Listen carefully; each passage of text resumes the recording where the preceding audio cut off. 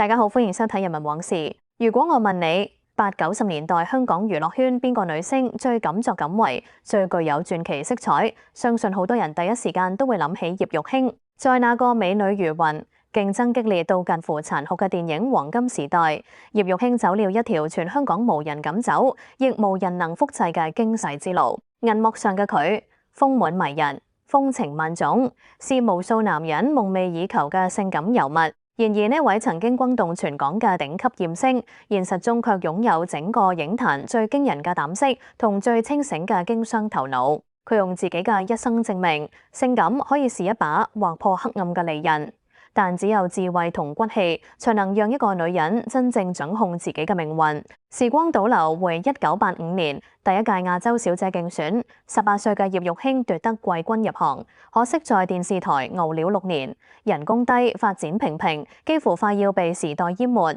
在那個最絕望嘅關頭，極之清醒嘅葉玉卿做了一個震驚成個香港嘅決定。佢決定一脫求生。佢一連拍了3部大尺度電影，憑着極致嘅身材同大膽嘅演繹，一夜之間引爆了成個香港。但係同其他拍完3級片就定型、晚年淒涼嘅女星完全唔同。葉玉卿最厲害嘅地方，在於佢拿得起、放得低。佢一爆紅就立刻見好就收，宣布我以後唔會再拍呢類電影，並且用驚人嘅毅力將衣服一件一件咁穿反嚟。佢轉型做歌手，一首擋不住的風情唱到街知巷聞。佢挑戰文藝片，憑天台的月光同紅玫瑰、白玫瑰2度提名金馬影后，用實力塞住了所有人的嘴。但更讓人震撼嘅係，就在佢事業如日中天、名利雙收嘅最高峰，佢突然宣布閃婚息影，遠嫁美國。佢嫁嘅唔係咩世襲豪門，而是一個當時在美國做連鎖超市、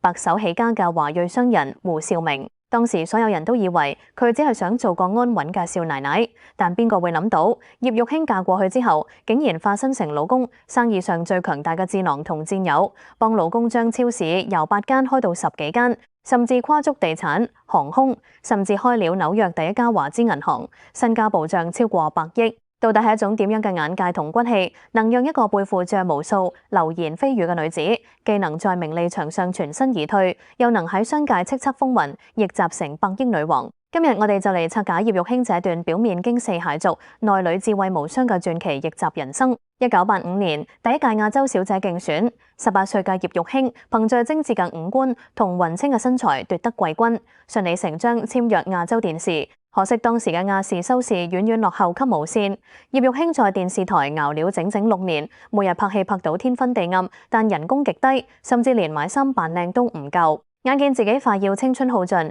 被影壇淘汰，極之清醒嘅葉玉卿明白，如果再循規蹈矩，自己呢一生都好難出人頭地。於是，在1991年，佢做了一個在當時保守社會看來簡直係離經叛道嘅決定。佢先為週刊拍了一組全裸封面，隨後一口氣接拍了《情不自禁》、《我為輕狂》等3部大尺度電影。這3部電影一上映，成個香港徹底轟動。葉玉卿憑着驕人嘅身材同大膽無畏嘅演繹，硬生生在美女如雲嘅影壇拍開了一條血路。3部戲斬獲了幾千萬票房，令佢一夜之間成為全港最炙手可熱嘅一線女星。但係同其他拍完3級片就自暴自棄或者被富豪包養嘅女星完全唔同。葉玉卿心裏面有一本清清白白嘅賬，佢非常清楚，這一步只是佢一脫求生嘅手段，絕對不是佢人生嘅終點。在名利鋪天蓋地而來嘅時候，佢竟然極之冷靜地向全港媒體宣布：這類電影我拍3部就夠了，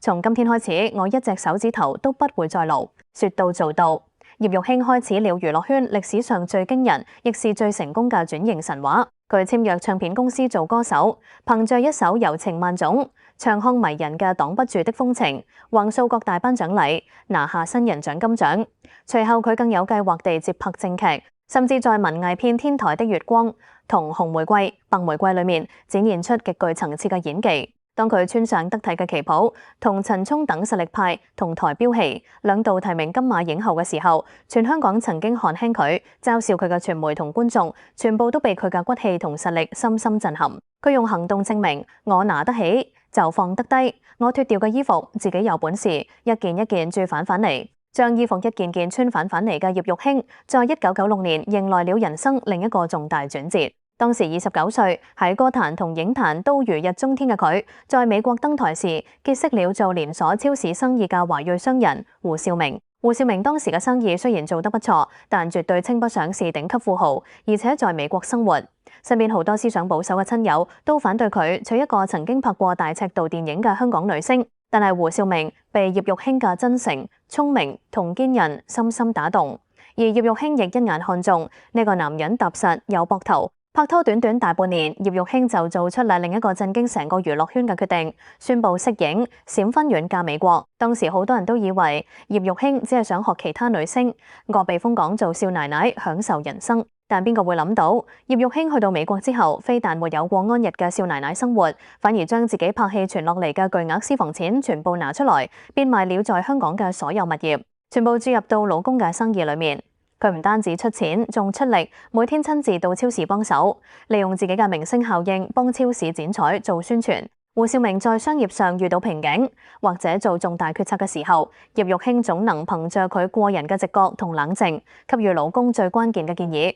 在葉玉卿呢個超級智囊嘅全力輔助下，胡少明嘅生意好似坐了火箭一樣。佢哋嘅連鎖超市由當初嘅幾間，一口氣擴張到10幾間，成為紐約最大嘅華人超市集團。隨後兩夫妻更將版圖擴大到房地產、酒店同翻新飛機買賣生意。最厲害嘅係在2006年，葉玉卿同老公在紐約唐人街正式開設啦國際銀行。葉玉卿更成為啦紐約第一位開設銀行嘅香港女明星。兩夫妻嘅身家在短短10幾年內暴漲超過100億，住進了古堡般嘅豪宅，出入有私人飛機。當年那些指手畫腳限輕佢嘅人，全部都被葉玉卿在商界嘅雷霆手段與驚人成就震驚到說不出話來。雖然建立咗100億帝國，但人生嘅下半場，命運依然給了葉玉卿一場考驗。前幾年美國經濟大環境轉差，加上老公胡少明投資失利，傳出了申請破產重組嘅新聞。一時間無數八卦傳媒又開始落井下石，嘲笑佢豪門夢碎、晚年落魄。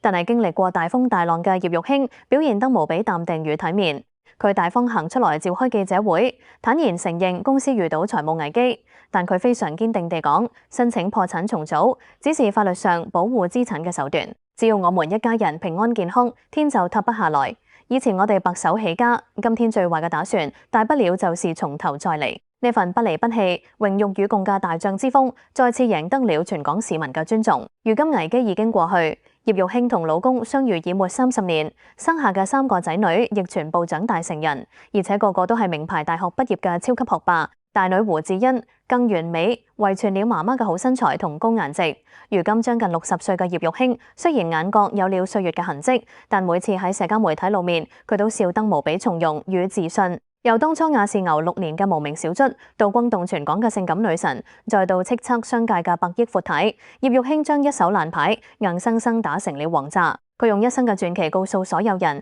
一個女人最頂級嘅性感，從來不是佢嘅外表，而是佢拿得起放得低嘅傲骨，同埋無論身處任何逆境，都有從頭再嚟嘅膽識與智慧。今天葉玉卿的故事就分享到這裡，看完整個故事，你最佩服佢當年一爆紅就立刻把衣服穿回來嘅骨氣，還是喺美國開超市、開銀行幫夫賺進100億嘅商業頭腦。在生活充滿變數嘅年代，你又點樣睇佢面對破產危機時不離不棄嘅大將之風？歡迎喺下方評論區留言，分享你嘅睇法。喜歡我們分享的香港舊時回憶，記得幫忙點個讚、訂閱人民往事並開啟小鈴鐺。我們下期再見。